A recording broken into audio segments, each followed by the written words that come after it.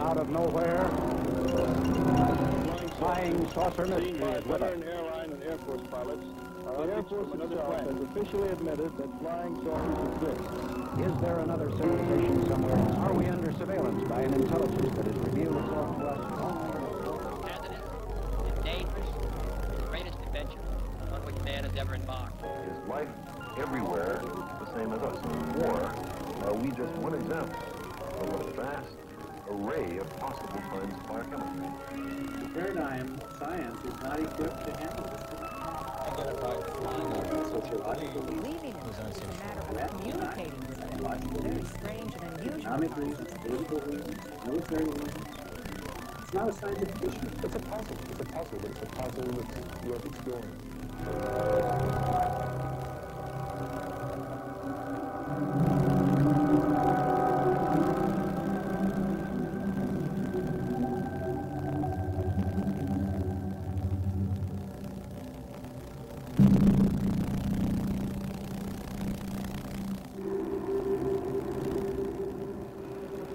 Our Earth has been observed by alien civilizations for at least the past 50 years. Throughout our history, each age in our development is characterized by an ignorance about the scope of possibilities not yet understood, that future generations may look back on with a sympathetic smile of condescension.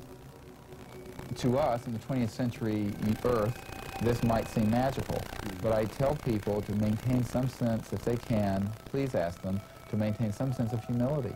Because if you were to show this video camera, or a hologram, or a laser to someone only 300 Earth years ago, it would appear to be a magic. It would be considered supernatural. Such is the case with UFOs.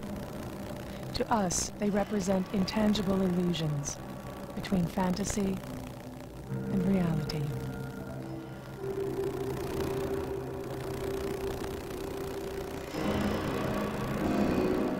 "400 years ago, the Earth was believed to be the physical center of the universe.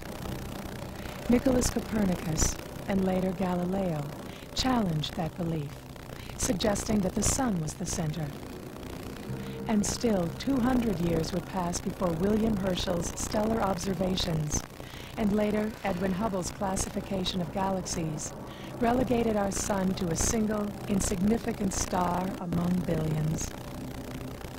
Only then do we begin to imagine our place in an incomprehensibly vast cosmos. I think there is a certain twilight zone of phenomena that, if confirmed, would really overthrow the entire materialistic worldview. Let me just say, as a professor of philosophy who writes professional articles and knows how to do academic research, there is in this field some incredibly good literature, very sophisticated material. There's just a wealth of information. I would challenge anybody to disprove that. You see, anyone who says there's no evidence to study has not looked. It's as simple as that.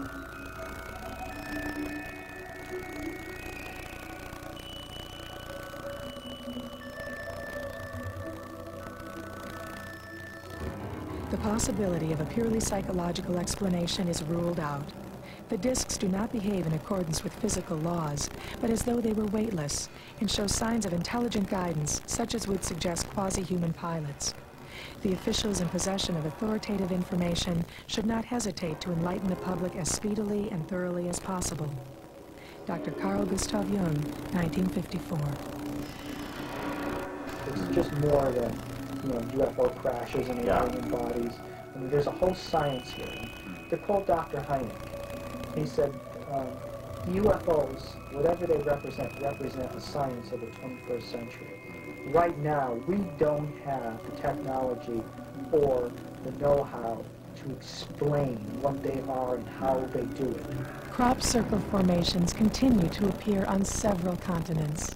This is the beginning, a doorway open to a new science, a new physics, a new energy, a new world. I think very much that's where this is all moving. Thousands of credible sightings continue to persist.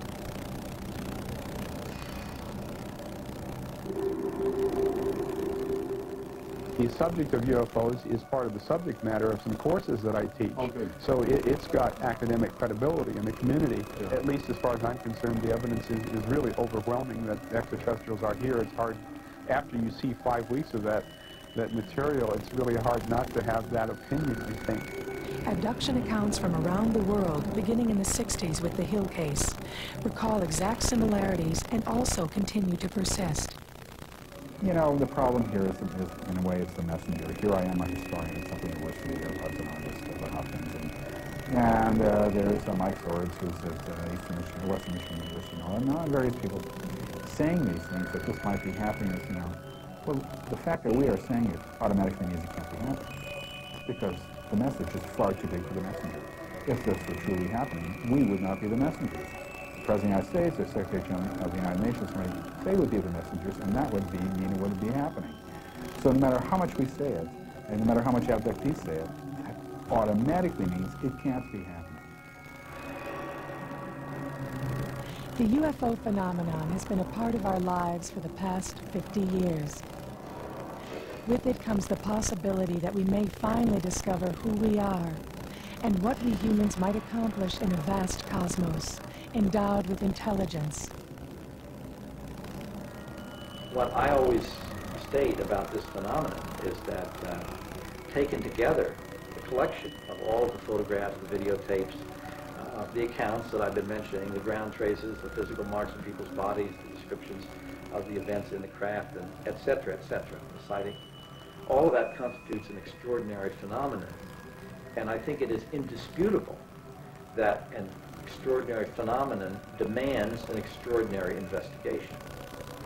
To continue to dismiss the UFO phenomenon may very well be ignoring the most profound occurrences of our times. In our struggle to achieve technological dominance of the physical world, we have endangered not only ourselves, but countless other living forms. And in the process, we seem to have lost a profound sense of our place in the cosmos. The paradigm of science is not equipped to handle this phenomenon. Sociological reasons, threat, denial, psychological reasons, economic reasons, political reasons, military reasons. It's not a scientific issue. So there's a lot that scientific method, as we know, can do to study this phenomenon. But what it cannot do is try to explain the meaning of it or the purpose of it. This must be left to another type of reflection. For those last few years, it's been thinking a lot more about what's happening on this planet and seeing that the evolution of human consciousness has reached a crisis point, which goes along with the time when we have the potential to step out and start exploring the stars. That's the challenge where we're really facing at the moment. We've become masters of the material world, and technology is really, technology is tools, and we've got the most incredible tools now to do almost anything we want in the material world, including stepping off this planet into space. But I think what we've got to become is equal masters of our minds. And that's the next frontier, is inner space. We've got to stop being victims of our fears and all the stuff that's inside us. We've got to actually become masters of ourselves, move beyond this egocentric phase, so that we can then become the true masters of our technology and use that with wisdom for the good of ourselves, the good of the planet, the good of the cosmos.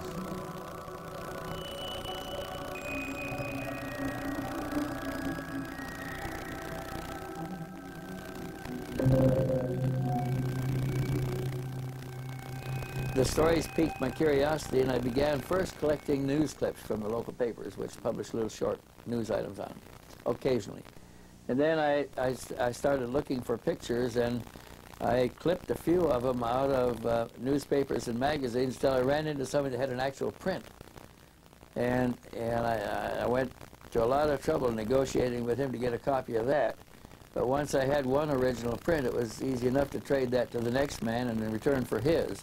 And then I had 2 to trade, and then 4 to trade, and the collection grew rapidly when I had something somebody else wanted. And I just kept trading the same pictures over and over to others who had different pictures, and eventually everything that was out there came my direction, and I put it in the file. So at the present time, I think there's over 4,000 pictures in the files, and they're all different pictures, but it's purged, pretty well purged. I don't have any in there that I know are fakes or have strong reason to believe are fakes. Colonel Stevens began his career in the Air Force as a young fighter pilot during World War II in the Pacific. An expert in the field of aircraft technology, after the war he was stationed with the Foreign Technology Division of the Air Technical Intelligence Center at Wright Field. During his 24-year career, Colonel Stevens played a role in the negotiations which led to the Japanese surrender and served as a consultant to the Bolivian Air Force in its structural formation. Retired from service in 1963, Wendell Stevens has since earned an international reputation as one of the world's foremost UFO investigators, having published well over 20 books on the subject. His interest in the phenomenon was established in 1947 when he was transferred to Alaska and placed in charge of B-29 crews flying missions over the Arctic. When I got to Alaska, I found that my additional duty, I was assigned there as an assistant base operations officer, completely out of my specialty. My specialty was technical engineering. As an assistant base operations officer, and my additional duty was supervising a team of civilian technicians from Wright Field, where I had just come out of, that were installing special equipment aboard the B-29s that were flying their target profiles are over all the B-29 crews had their targets in Russia, and they carried them home with them. They had them with them all the time so they could get on an airplane in 5 minutes and have the targets with them. They were required to fly a profile mission on their targets over the Arctic in Arctic airspace and their Arctic conditions at least once, and every crew was rotated through Alaska to do this. My team was installing special equipment to look for anomalous aerial phenomena, is what the Russians were calling it. We were calling them flying saucers. We were looking for surges in the electrical system. We installed surge detectors in every system on the B-29. There's 5 or 6 different electrical systems. We installed magnetic detectors in the lines. We installed cameras in positions that didn't have, all the gun positions on the B-29 already had 60mm cameras in them. But we installed other cameras that looked forward and looked aft. We had handheld cameras. We had even 35mm movie cameras and a big 70mm movie camera that could be used. And they also had a Fairchild 8x10 camera that was a big thing like this. It took a picture on an 8" by 10" negative. So all of that stuff was carried aboard the airplane, and after the operations people briefed the crews, then after the weather people briefed the crews, then the Coast and Geodetic Survey people briefed the crews, then I had to brief the crews on the equipment that my team had put aboard and how to use it and what it was for. And if they got anything when they came back, they were debriefed in the same order, and if they had experienced anything, they'd be turned over to me last, and they'd tell me what they experienced one by one. And while they were doing that, my crews would be downloading the cartridges, cassettes, and film cans, and all of those things we had. And if they had had an experience of any kind that was unique and important, the data would all be boxed in a metal box looked like a little footlocker, about that long and about that wide and about that high. And that was padlocked on a lieutenant's wrist and flown out to Washington every night on a courier. And he had to go to a certain office that had a key to take it off to unlock him and turn him loose. And they kept the box and sent it back on the next courier flight. We had several of those. And this was how the data was transmitted to Washington. We never had no way to read it. We couldn't develop that. We could, but they weren't allowed to develop the film, to read the tapes, to look at the movie camera film, nothing. But you were hearing stories. Well, we'd hear the stories that resulted from the action that was on the film, but we never got to see any of it. So there were some real interesting stories about seeing objects sitting on the water, submerge and disappear as the B-29 came along. Other times they'd take off and fly away. Some once was seen to come to the surface and emerge and fly away. They saw them take off from the ice surface of the ice pack up there, the snowfield. And these are big objects, 100 feet in diameter, that have no ground support equipment. You know, to get a B-29 airborne in the Arctic in the wintertime, it takes a field of equipment around the B-29 as big as the B-29. Well, here were bigger craft sitting on the snow up there with no ground support equipment that take off and fly away at high speed. And that puzzled our senior leaders a good deal, because they wanted to believe that it was a Russian innovation that had come out of the war, that they didn't want to accept the idea that it might be extraterrestrial. In fact, I was almost alone in that idea. Most of the time, I'd tell my boss that I thought they were extraterrestrial beings, and he'd laugh and he'd say, they can't come here from there and go back. Why would they come? Because cosmic distances are too vast, you know. If it's going to take you 50 years to get someplace and 50 years to get home, who's going?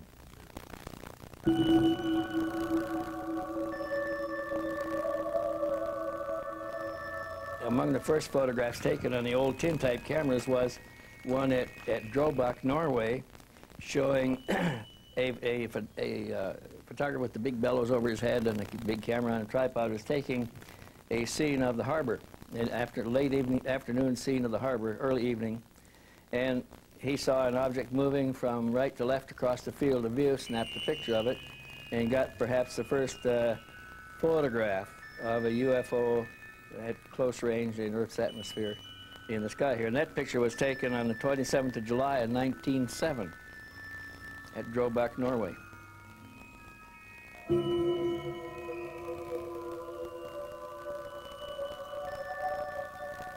The next picture of importance, and probably the second or third picture of UFOs taken, was photographed by Mr. Alfredo Fandricas, a weekly news magazine reporter for the paper in Fatima, in Portugal.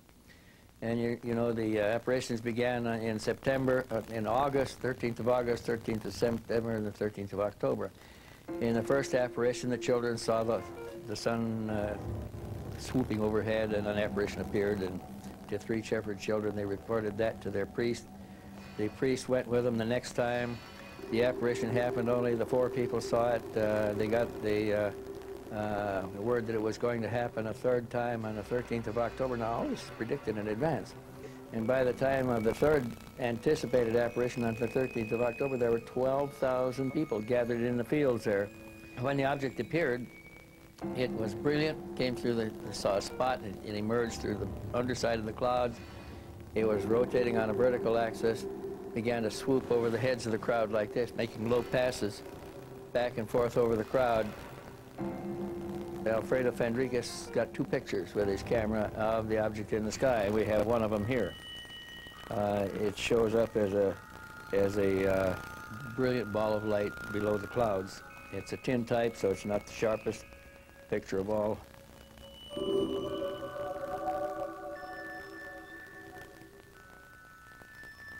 Then the next pictures of consequence were the pictures taken during the Japanese invasion of China and their Manchurian operation. They used aircraft, and objects appeared over the flight line of the Japanese bombers preparing for missions. They appeared following the bomber formations in flight. They appeared in the sky above formations. They even passed through formations, much like the Foo Fighters of modern history, modern war history, except they were something else then. And it was during that time, during the Manchurian occupation, that a Chinese, or a Japanese general in the occupation forces was walking down the street in Tianjin, China, and his attention was drawn to an object in the sky because the street photographer one of those with the old bellows camera had set up, and people started pointing and shouting and pointing to the object in the sky. Rickshaws stopped, crowds stopped, people pointed. The tin-type cameraman aimed his camera and took one picture of the object coming down the street. The Japanese general went over and bought it and took it back to Japan. And that's the photograph made in 1942 at Tianjin, China, in the middle, full day, daylight. The next one of any serious importance was one that was made over Los Angeles on the 24th, the night of the 24th to 25th of February, 1942. And this was after our war with Japan had started, and we had our cities in blackout at the time. Los Angeles was blacked out every night. San Francisco, San Diego, the whole west coast of the United States. And at early in the morning, like 1:30, 2 o'clock in the morning, disc-shaped objects appeared over the city. And the anti-aircraft batteries turned on the searchlights. The objects passed back and forth through the searchlights, some dozen objects in the sky. They started, anti-aircraft batteries started firing on them, and they fired, golly, they fired 1,430 rounds, anti-aircraft rounds of ammunition. Didn't hit a thing that night. They killed a few people. The falling metal from the anti-aircraft shells killed people, dogs, set houses afire, did a lot of damage, but didn't hurt any, didn't bring down any alien craft.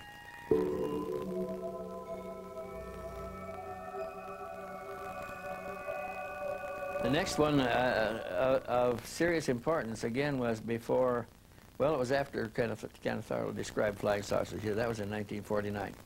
But the next photo event of interest happened on the 17th of March of 1950 at Farmington, New Mexico, when on that day, Mr. Walter Rogel, managing editor of the Farmington Times, published news on the front page of his paper, "Huge saucer armada jolts Farmington." Now, what happened on that day, the town's population of about 5,000 people then, looked up and saw spaceships, circular, disc-shaped, metallic disc-shaped craft with domes on the top, passing over their city. They were changing position within the formation like a flock of bees or birds. They did not maintain a regular established formation. It was just a large gaggle of objects that flew over. Hundreds of them flew over for almost 2 hours, and the same thing happened the following day. One picture escaped collection by the military people that went there and canvassed the houses. They took all the pictures, took cameras, but somebody had in town, left town after taking the photographs and took one to Durango, Colorado, where he turned it into the Durango paper, and Durango published this one photograph. Shows about 7 or 8 of the objects in the sky, 5 of them in a loose formation at lower level and 4 or 5 at higher levels beyond it.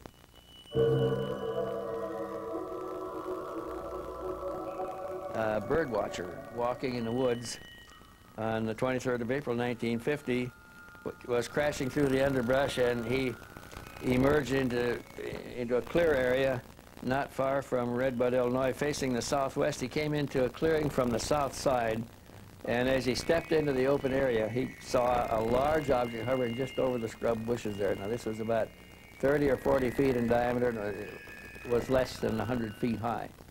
It was below the tops of the trees. And as he stepped into the clearing there, it started to move, slowly at first, and then faster and faster. He had time to open his reflex camera. We look in the top, and they're hard to sight in because the scene moves the opposite direction once you move the camera. And he got it open and got one picture, and by the time he could roll the film and get set up again, it had moved so far away, he was afraid he wouldn't get it. He snapped the picture. He got a little dark spot in the sky, but it was not very definitive. It was just a dark smudge leaving. The first picture was a good, sharp, clear picture. And he turned it over to the local newspaper, and it was published on the paper. And a few days later, he was contacted by a newsboy who was throwing papers that time of day down the road in a rural area. And the newsboy said that he saw the object coming from the direction of the woods, heading down the highway at about 4 times, 5 times the speed of an airplane. And he looked up at it and saw it, and he, down the road a little ways, he came on a man and his wife working on the roof repairing it, and he said, "Did you see the thing that just went over?" And they said yes, they had watched it also. So there were other observers that corroborated Dean Morgan's story, and they came out in news reports the following day. So that was an interesting sighting because it represented a type seen rather close up and photographed within 100, 150 feet, 200 feet of the camera.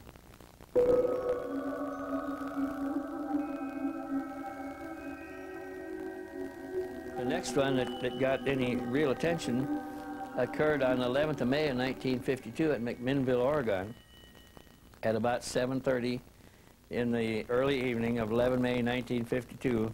Farmer Paul Trent was in the kitchen of his home when he heard his wife, who called to him from the backyard to come out and see the strange object that was approaching. And he immediately ran for his folding camera and dashed outside to meet her. There against the low overcast sky, he saw a circular dome disc with a tower on top of the dome, a raised cupola. And it was moving fairly slow. He had plenty of time to frame it. He snapped the first picture, and then he had to move to his right to snap the second picture.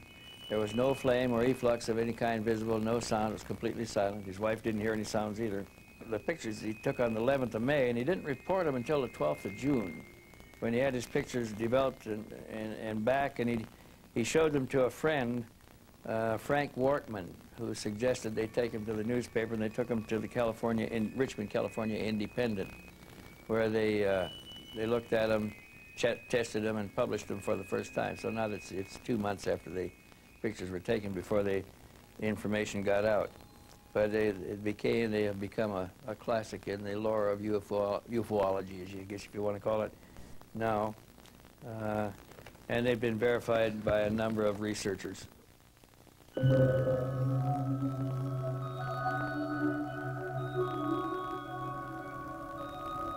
My hypothesis is that these people who are driving these UFOs, or at least the people who designed them, have a technology that's more advanced than ours. I mean, I think that's obvious, that they're more advanced than our technology. Their technology is so advanced that they have figured out a way to artificially warp space-time the way a black hole does, only without all the gravitational effects that rip things apart into their constituent atoms. So that they can actually manipulate. They have some sort of a generator in here so that they can actually produce this field around their craft like a little bubble, a little private universe that they carry around with them, so that they can actually step out of normal space-time into their own private universe and then step back into it at other coordinates. So if that's possible, then they can not only come from all these distant places, but they can also come from parallel universes that coexist with ours and we're not able to see because they're on a different vibrational level or whatever. They can even come, probably, from our own past or our own future. Because as the quantum physicists are telling us now, the past, present, and future are not separate. Our idea of the stream of time is only an artifact of our consciousness. It is our consciousness that's traveling. It isn't that things are happening cause and effect in a linear fashion. It is our consciousness that's doing that. So the past and future actually exist simultaneously with us, and if you're able to warp space-time, you can travel to and from them. Time is not linear. In fact, it doesn't exist. It's just a concept that we use to describe aspects of space-time, and it's an artifact of our consciousness. So this warping of space-time, I think, can explain a great many things about the UFOs.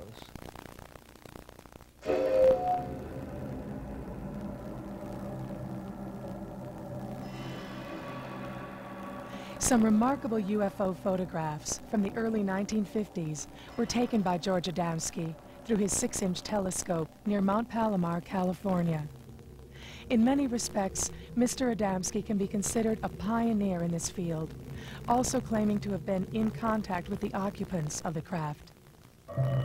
I consider myself extremely fortunate because really, from a very young age, I had the opportunity to be in an environment where this type of information, this field of UFOs, was really in an amazing time. I mean, the news was covering it as much as they possibly could.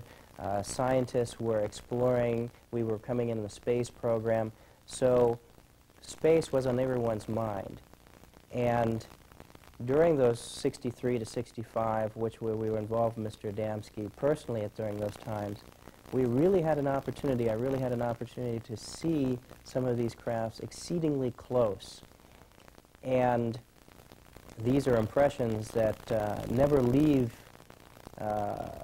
my thinking because they were so deeply rooted. And to go to these lectures in which you had literally lines of scientists and military officials sitting there and people listening intently on the information that was exchanged and given, it was a very dynamic time in this field, which certainly has changed in the last 20 years. My father had numerous sightings, and due to these sightings, he got in contact with many different agencies of the government and investigated heavily into others who had reports of UFO encounters and taken pictures of these type of craft. And because of this investigation, he got in contact with Mr. George Adamski, who was in many respects a pioneer in this field already back into the late 40s and early 50s. I've been taking a large number of telescopic pictures and had motion picture footage of these crafts, and even had many controversial contacts during these times. And this is really the basis of how I became involved through my lifetime, through my father, and through Mr. George Adamski. George Adamski was originally a student and involved with philosophical teaching. And it was due to his study of philosophy that led him to the conclusions that life and the principles of nature and life around us were not by any means a manifestation of only the environment around us. Basically that creation and life was universal. And it was this recognition that led him to investigate through telescopic means, looking out into space and at the moon to see if he could find evidence of this expression of life. And he was able to, through lunar photography, take some of the very first pictures of spacecraft orbiting the moon and traveling in the Earth's atmosphere already in the late 1940s. Historically, the first analysis, I would say, began with Leonard Cramp, who did orthographic projections on the Adamski pictures. He did comparison analysis on the Adamski scout craft with the Coniston pictures taken by two young teenagers in England several years after he took his photographs, and then also with a Brazilian shot that was taken in late 1954. And based on this orthographic analysis, Dr. Cramp came up with the dimensions and the exact sign and signature of these type of craft, finding them by that technology in the 50s to be authentic. Since that time, Adamski's pictures have gone through biometric radiation tests. MGM Studios did an analysis on the film. They've gone through each decade of technology's analysis, and they have been always found to be authentic and to be some of the best pictures ever taken. And I think one of their strong points was that they are taken 40 years ago, long before the computer technology that we have today, which certainly can composite any type of picture that we wish to.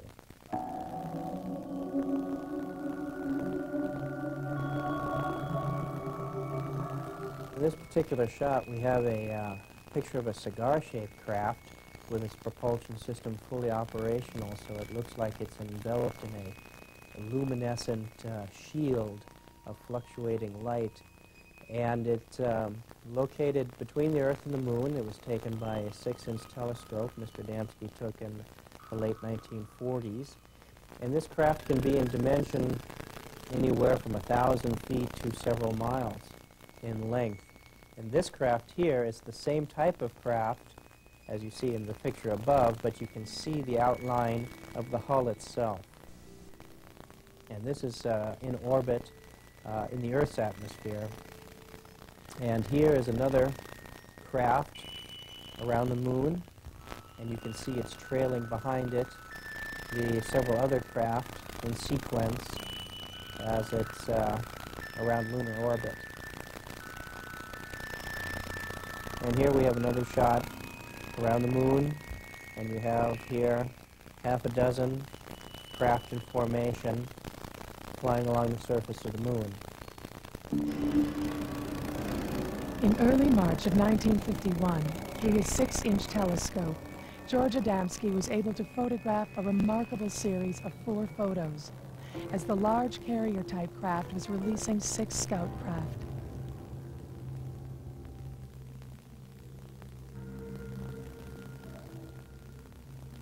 And basically this craft is what we would call a miniature city. It is in an environment that is enclosed to itself, and these bell-shaped craft, like our aircraft on an aircraft carrier, are housed in this cigar-shaped craft, and so this is used for distance travel through long distances of space. The bright glowing effect of the craft is a result of natural particles in space coming into contact with the resonant field generated by the craft. This effect can also bend the light waves entirely around the craft, causing it to disappear from view.